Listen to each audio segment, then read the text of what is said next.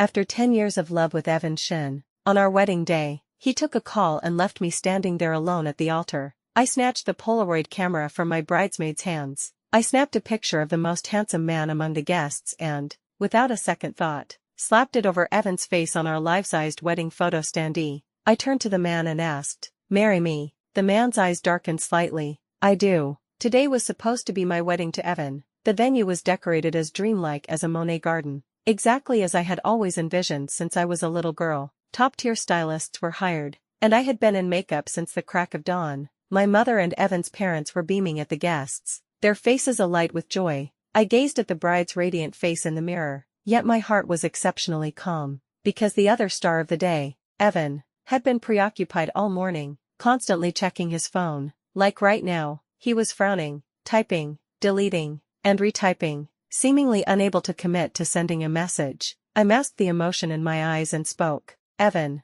is your company going bankrupt?" The man froze, quickly blanking the screen and putting the phone away, a hint of panic in his movements. He looked up and smiled. "Celeste, you can't joke like that on our wedding day." I snorted and said nothing more. Evan strode behind me, bending down to look at the couple in the mirror. "You look beautiful today, darling." I glanced at him. "Not as beautiful as your phone." His smile faltered. He soothed me gently. "You're right. My mistake. Don't be angry, Celeste. I'll turn it off right now and let you keep it." Evan was handsome, tall, and from a good family. As such, he had never lacked female admirers over the years, but everyone knew, there was only one person who held his heart. Me, Celeste Lynn. I used to think so, too. Our families were neighbors, and his mother and mine were the best of friends. Evan and I had known each other for 10 years. He had always protected me, rarely letting me feel wronged. Even my own mother said Evan had spoiled me rotten. Such a perfect pair was destined for marriage. But just before the wedding, Evan started acting strangely. Things like sneaking away to make calls late at night, a necklace that wasn't mine falling out in his car, and laughing inexplicably while texting someone. And he constantly mentioned a clumsy new assistant. Evan said he was giving me his phone for safekeeping, but I glanced at the phone on the table. It was his backup. The ceremony was about to begin. Evan had already gone outside to prepare. As I walked down the aisle, he stood on the stage, reaching out for me, his eyes full of tenderness. Just then, his phone rang. The guests' expressions flickered. Even the officiant couldn't help but glance at him repeatedly. Evan awkwardly declined the call, but the other party immediately called back. Relentless, Evan's mother tried to take the phone to save him the embarrassment. He sidestepped her slightly, gave an apologetic look, and turned to answer it. I lowered my eyes, wondering how much longer my patience would last. But then, I saw Evan's expression change drastically at something he heard. He bolted from the venue on the spot. The crowd gasped, their eyes turning to me, standing under the floral arch. My expression was calm,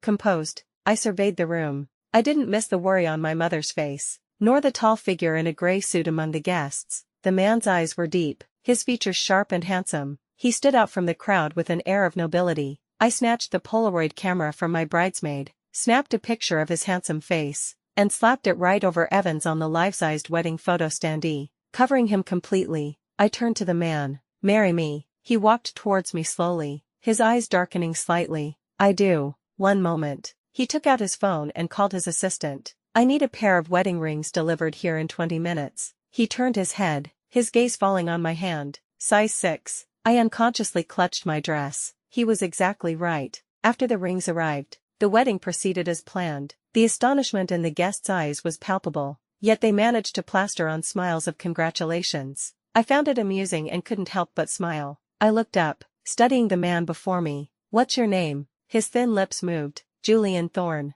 The original plan with Evan was to have the ceremony in the morning and get the marriage license in the afternoon. This worked out perfectly. It saved a step. I opened the newly added contact on my phone. His profile picture was a moon in the night sky. My mother sat on the sofa, sighing repeatedly, trying to get my attention. "Celeste, Evan leaving in the middle of the wedding was wrong. But what if it was a real emergency? You can talk to him later. How could you just grab a random person to stand in for him?" I saved his contact as husband and managed to reply. He wasn't random. He was the most handsome man in the room. My mother thought for a moment, getting sidetracked. "That's true." Then her eyes widened. "Celeste Lynn, is that the point? You need to explain things to that man and then have a proper talk with Evan." I scrolled through the photos of me and Evan in my album. deleting them one by one. Mom, do I look like a fool to you? Even if his company was being bombed, he should have at least said something. This was our wedding. My mother fell silent. Even on a regular date, abandoning someone without a word is absurd,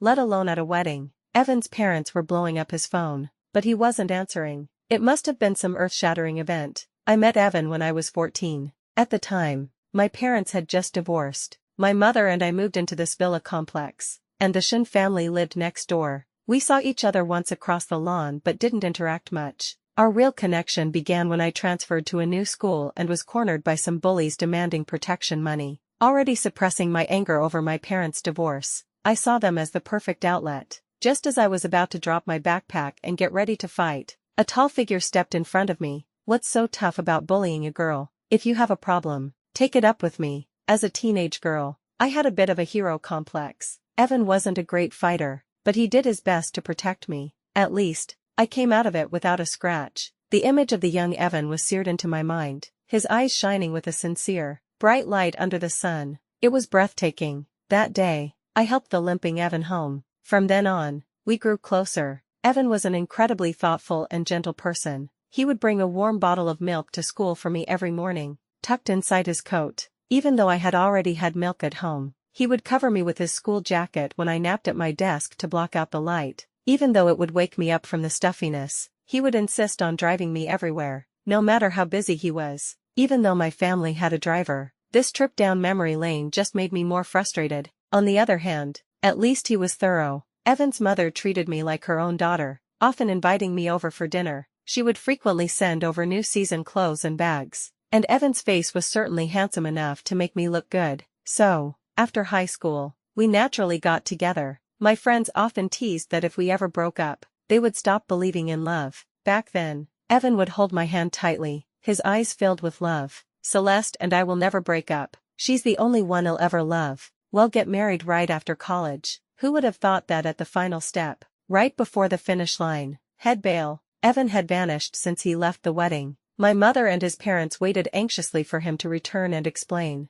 I, on the other hand, went to our apartment the next morning to pack up my things. After packing my clothes, I looked around. Traces of my careful decorating were everywhere, and various handmade ornaments and decorations. The more I looked, the angrier I got. I bought a large sack from next door, packed everything up, and threw it in the dumpster downstairs. My phone buzzed. A message from husband. "I'm free for a bit. Is it a good time to get the license?" Reading the message, I could almost picture the elite professional sitting in his office, a stern expression, carefully composing the message, then acting nonchalant after sending it, while secretly glancing at the screen, just like after the wedding yesterday, when he told me with a straight face that he had a meeting, then walked away with his left arm and left leg moving in unison. His assistant had even tried to cover for him. "The president is a bit nervous. It's his first time getting married," I had replied with a wry smile. "Yes, it's my second." Before meeting Julian Thorne, I never thought I was a person who judged by looks.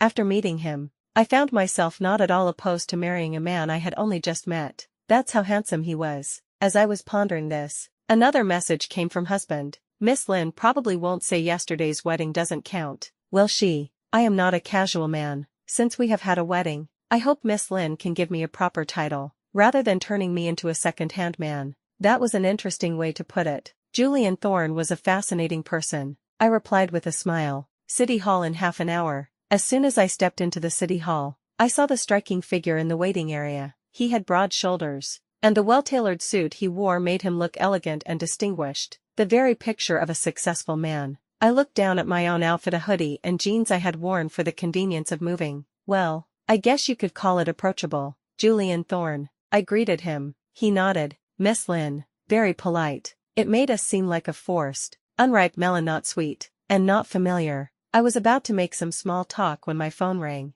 I took it out and raised an eyebrow. It was Evan, so he wasn't dead. "Celeste, I'm sorry, I had a very good reason for yesterday. It was a matter of life and death." I rubbed my ring finger, which now bore a diamond ring. "I didn't know you had become a doctor. Even doctors get holidays. You were busy saving lives on your wedding day." My words silenced him. "Celeste, stop throwing a tantrum. I really was saving someone. Where are you now? I'll come and explain everything." I turned to look at Julian beside me. He met my gaze, then calmly looked away. I let out a silent laugh. Getting married. A sigh came from the other end, his tone laced with frustration. Celeste, can you stop being so dramatic? I shouldn't have just left on our wedding day. But you only lost face. It was a person's life on the line over there. Which is more important? You should be more understanding. I can't treat you like a child forever. At first glance, it sounded reasonable, but he had been talking for a while. Who was this person that required him to abandon everyone on his wedding day and rush to their aid without a word? Thinking of the little assistant he so often mentioned,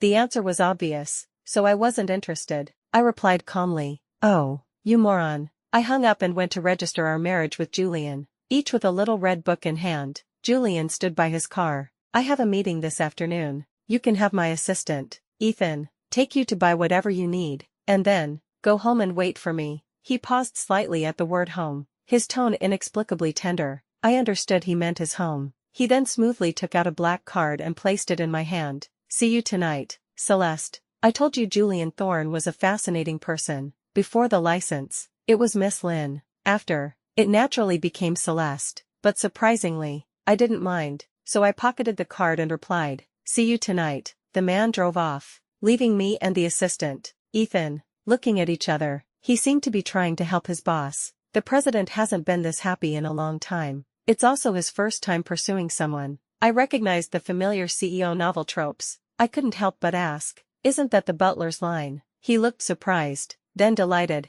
"You read them too, ma'am." I looked away. Vaguely familiar. Ethan took me to a downtown mall, chattering nonstop. The gist of it was that this mall was also under their Ethel group, and that his boss was very rich. He also threw some shade at Evan. Our president may have many businesses and a busy schedule, but he still has time for his wedding and for dinner with his wife. I put down the bag I was holding, about to reply, when an exquisitely dressed figure rushed over. She drawled, "Well, if it isn't my dear sister, so quick to find a replacement after being dumped by Evan." She looked Ethan up and down with disdain and snorted, "Not much of an upgrade." "I see, the news certainly travels fast." Hearing her sharp, sarcastic tone, I didn't even bother to look up. "Excuse me, my mother only had me, and I don't make friends with illegitimate daughters." She was furious, but her words were still sharp. "In a relationship, the one who isn't loved is the real third party. Your mother was, and so are you. So am I." I caught the key phrase and looked at her properly.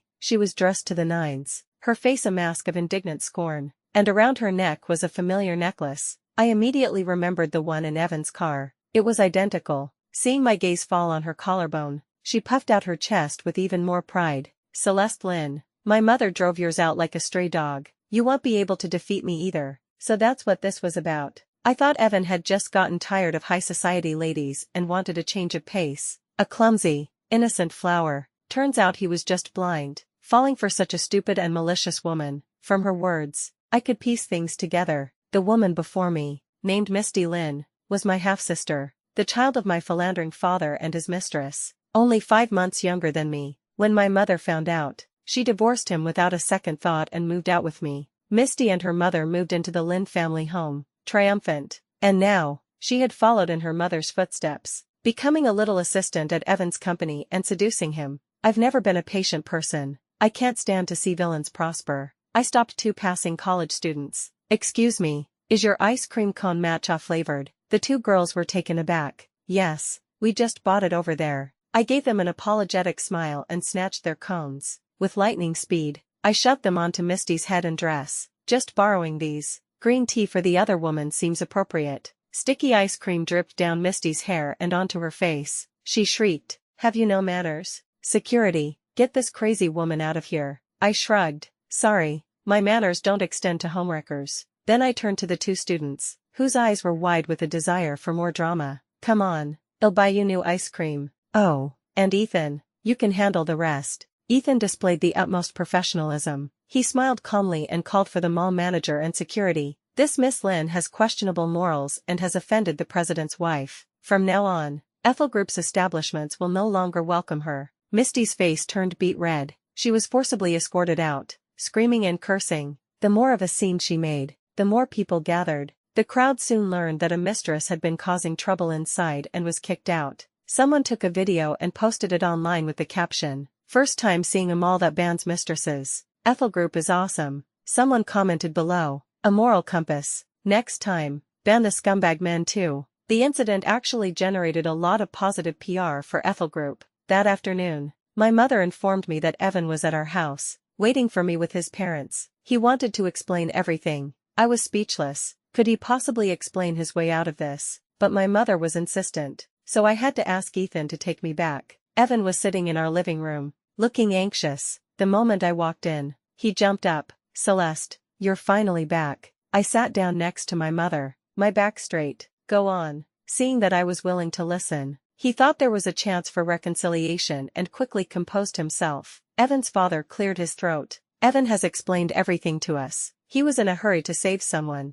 We've already scolded him at home. You two should talk things out." I didn't respond. Evan, taking his cue, stepped forward. "Celeste, it was that assistant at my company, Misty. I don't know when she developed feelings for me. On our wedding day, she kept sending me messages, confessing her love. I was going to ignore her, but then she sent me a picture from a rooftop, saying that if I didn't go, she would jump." Evan's explanation was sincere. He had been blackmailed with a life. But if any admirer used the same love me or I'll kill myself tactic, was he going to deal with them one by one? Would he ever get married? I found it amusing. "So you disappeared for a whole day yesterday, and you were with your admirer." Evan knew his actions were inappropriate. He waved his hands. "Nothing happened between us. She was just emotionally unstable because of the suicide attempt, so I had to stay with her. As soon as she was better, I came to find you." She certainly seemed better. She was even able to go shopping and mock people. Evan watched my expression. Seeing that I wasn't angry, he breathed a sigh of relief. "Celeste, since we've cleared the air, let's reschedule our wedding."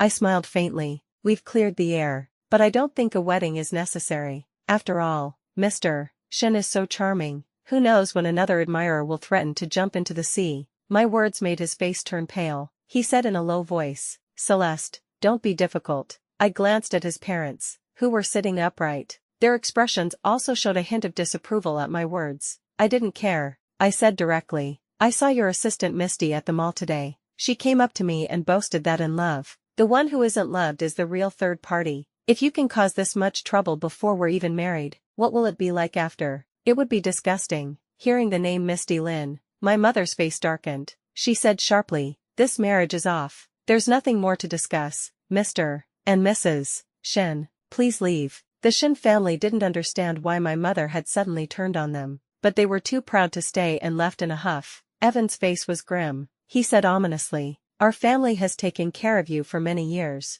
Celeste Lynn, don't you regret this?" I rolled my eyes. Was he really that clueless? We were all business people. Who would take care of a widow and her orphan daughter for no reason? A merchant would never do something without a profit. After they left, my mother looked at me with guilt. "It's our generation's feud that has harmed you." I put my arm around her shoulder to comfort her. "Mom, don't overthink it. Misty is just like her mother. Besides, even if she did seduce him, the fact that he took the bait means he's no good either." I then pulled out the little red book. "I got my marriage license this morning, with the man from the wedding yesterday." With that, I quickly made my escape. Otherwise, with my mother's protective nature, she would have lectured me for half the day. When I arrived at the restaurant Julian had chosen, he was already there, sitting upright. He solemnly handed me a file. I thought it was some kind of prenuptial agreement and took it seriously. Opening it, my eyes widened. I looked up at him again. "Your personal information?" I asked, uncertain. He gave a slight nod.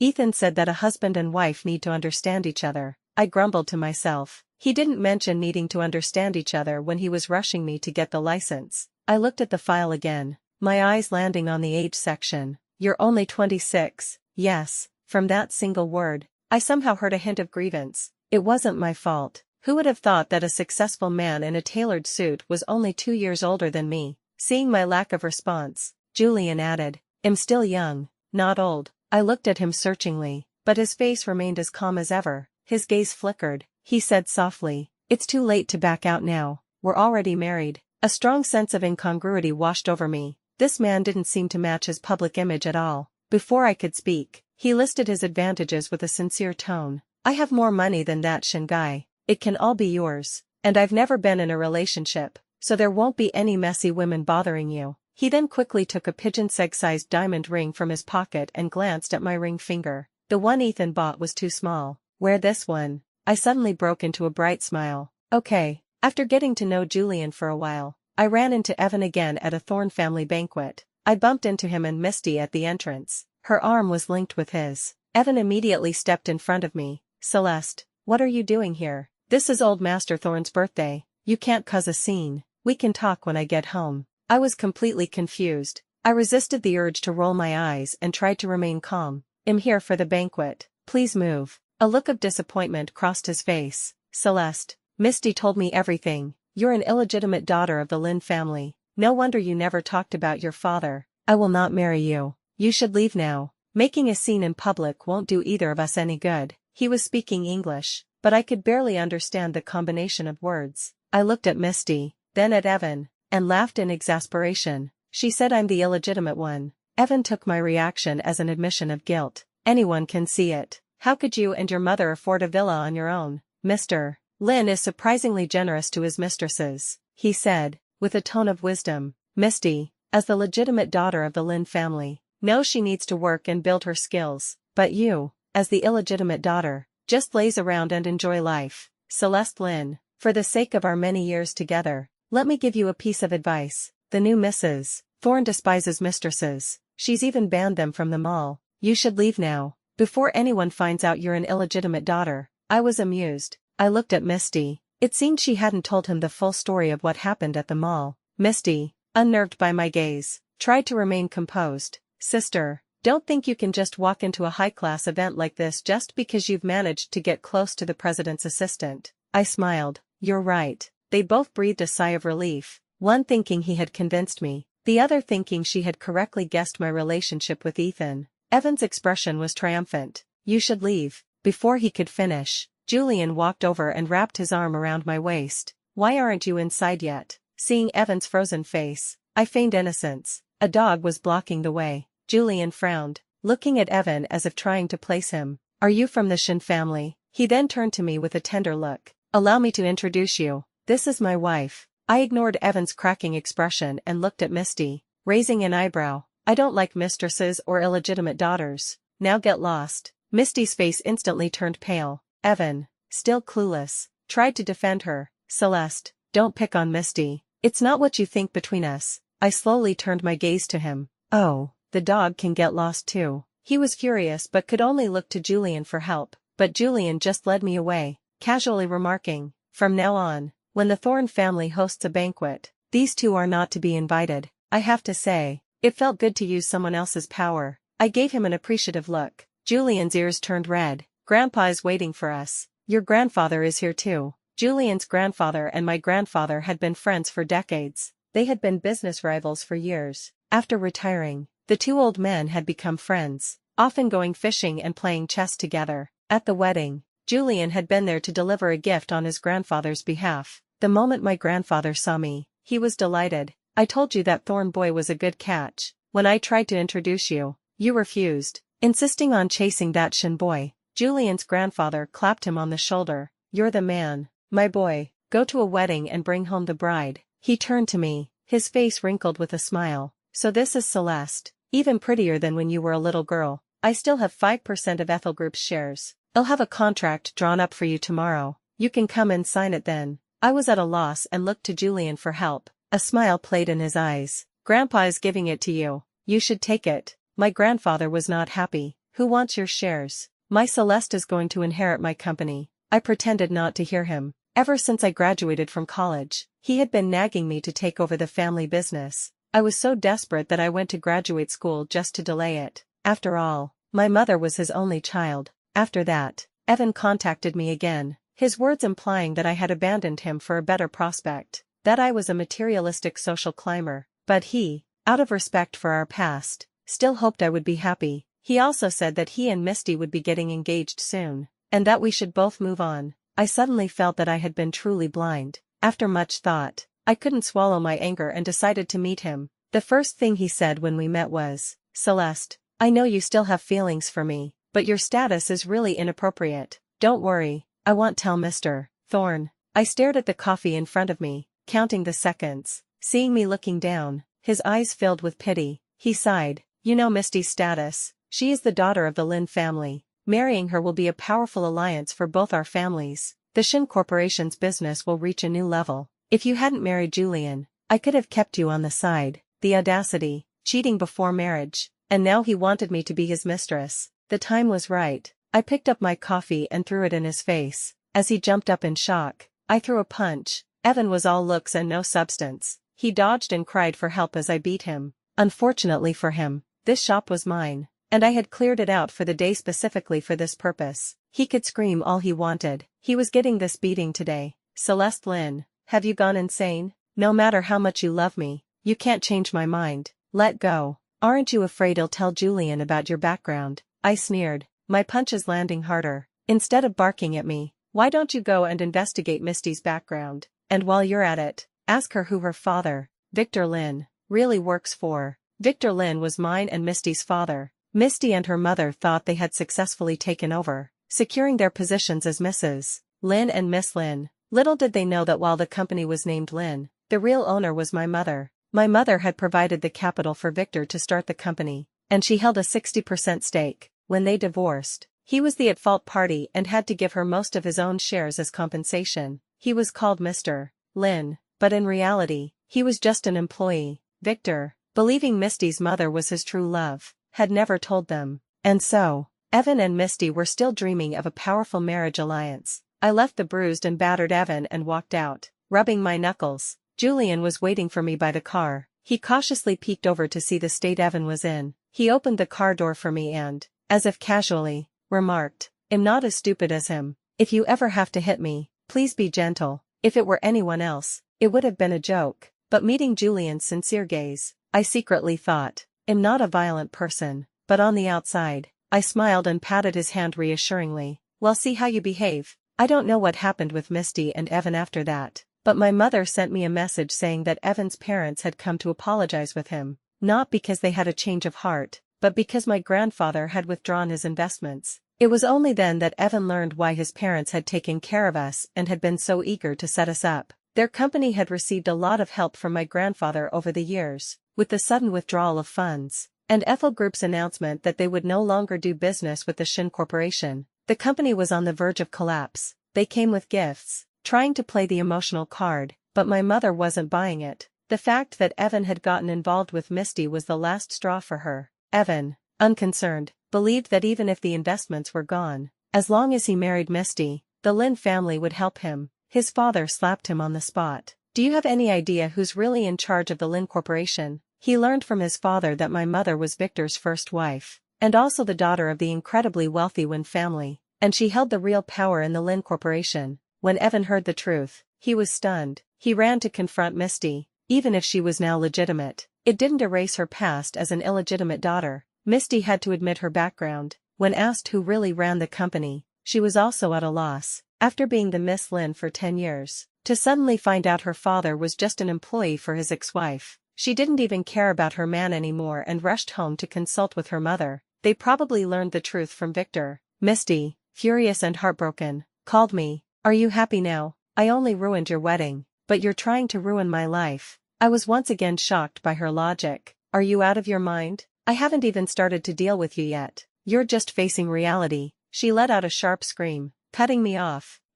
Evan doesn't love you. A man who can be stolen away was never yours to begin with. He told me himself that he only ever saw you as a sister. Even if you crush the Shin family, he won't be with you. I took a deep breath. Yes, you're right. I hope you two scumbags are locked together forever. There was a long silence on the other end. Realizing her tantrum wasn't working, she changed her tone. Sister, I'm begging you, please let Evan go. Let us be together, just like your mother let my mother be with my father. I glanced at Julian beside me and swallowed the curse that was on the tip of my tongue, but Julian took the phone, unleashed a torrent of abuse at her, and then blocked her number. I was amazed at his vocabulary, and also at the fact that he was clearly not a typical CEO novel character. The man nonchalantly played with my hair. Do you need my help? I shook my head. This was a small matter. He didn't need to get involved. I would just have my mother put some pressure on Victor to control his daughter. But before I could ask my mother for help, Evan found me. He was waiting for me at the school gate. He looked much more haggard than the last time I had seen him.